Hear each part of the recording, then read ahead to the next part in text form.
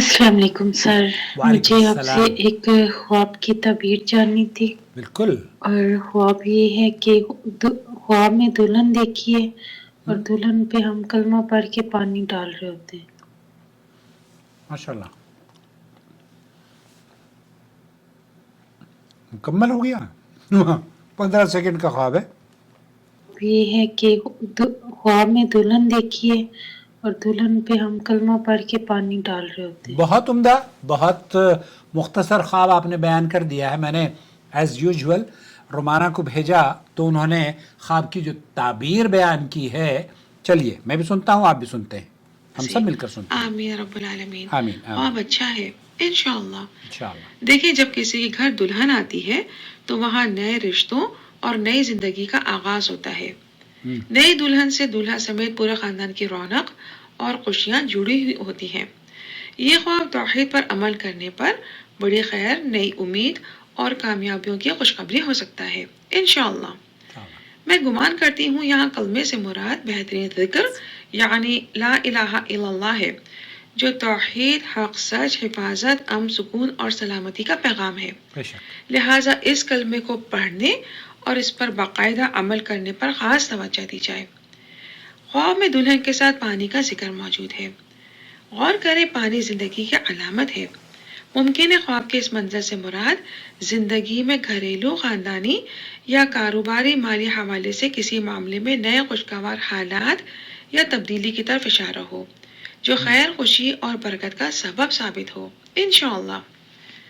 چونکہ خواب میں دلہن پر پانی ڈالا گیا یا یوں کہہ لیں دلہن پر پانی بہایا گیا، لہٰذا ممکن ہے کوئی ایسی خوشی اور بہتری منتظر ہو جس کے لیے معمولی اخراجات سے گزرنا پڑے.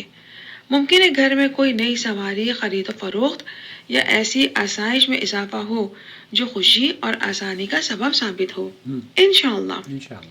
اس خواب کے ایک اور معنی بھی ہو سکتے ہیں. خواب کے منظر میں دلہن پر کلمہ پڑھ کر پانی ڈالا جانے کا منظر ہے.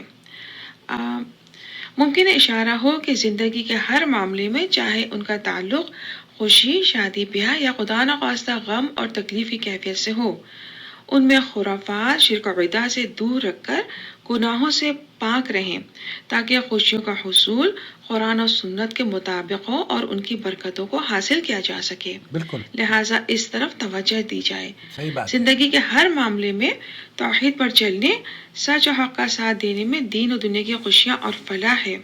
بہت خیر نصیب ہوگی، اس طرف توجہ دیں. یہ نماز کی پابندی کے ساتھ لا الہ الا اللہ کے ذکر سے زبان کو معطر اور قلب کو پرسکون رکھیں.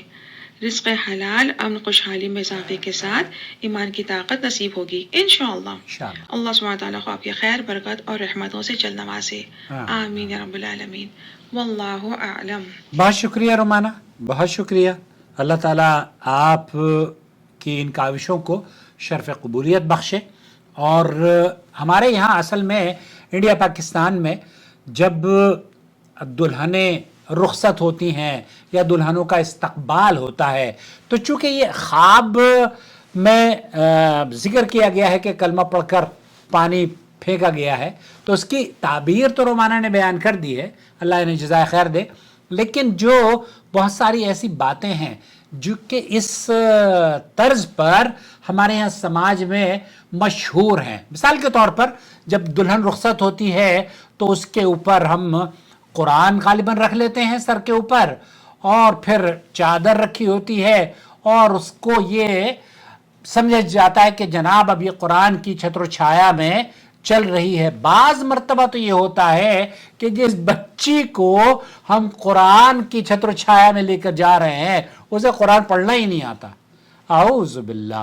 تو یہ جو طریقہ کار ہم لوگوں نے بنا لیا ہے نا، بچوں کو قرآن کریم کی تعلیم دلائیں، بچوں کو قرآن و سنت سے قریب کریں، نہ کہ اس طرز پر قریب کریں کہ ان کے سر پر قرآن کھڑا کر دے اور یا پھر ان کے اوپر بعض مرتبہ عطر یا کچھ اس طرح کی چھڑکاؤ بھی کرتے ہیں ہمارے یہاں شادیوں میں. تو میں نے سوچا کہ اس خواب کی تعبیر کے اخیر میں یہ چند نصیحتیں بھی اپنے ویورز کی خدمت میں پیش کروں کہ آپ اور ہم ہر معاملے میں دین کو مقدم رکھیں. جب ہماری شادی بیاہ ہوتی ہے ہر آدمی کی خواہش ہوتی ہے کہ اس کے گھر میں دلہن آئے. بلکہ وہ کل ہی اب اپنے بیٹے کے لیے دلہن کی بات کر رہا تھا تو میرے ایک دوست نے کہا کہ آپ نے دلہن کی بات کی ہے, یہ نہیں کہا کس کے لیے. تو بہرحال تو ہر آدمی کی خواہش ہوتی ہے کہ اسے دلہن ملے, لیکن آیا یہ خواہش اس کے لیے جب قرآن و سنت کے عین مطابق وہ اپنی دلہن کو شریک حیات کو لے کر آئے گا, یقین جانیے وہ بابرکت بھی رہے گی اور اللہ تعالیٰ اس کی زندگی میں خوشیاں بھی عطا فرمائے گا. اپنا بہت خیال رکھیں. بہت شکریہ رومانہ, آپ نے خوبصورت تعبیر بیان کی ہے ایز یوجول. اور میں اس وقت مصر کا آم آیا ہوا ہے سعودی عرب میں, نہیں سوری آم بھی آئے ہوئے ہیں, لیکن میں امرود کھا رہا ہوں, تو یہ امرود کے ساتھ آپ کا بے حد شکریہ. الواجب على علماء الحق أن يتقوا الله وأن يعلموا الناس وأن يرشدوا الناس من طريق الإذاعة, من طريق الكتابة والصحافة, من طريق التلفاز, يعلموا الناس دينهم.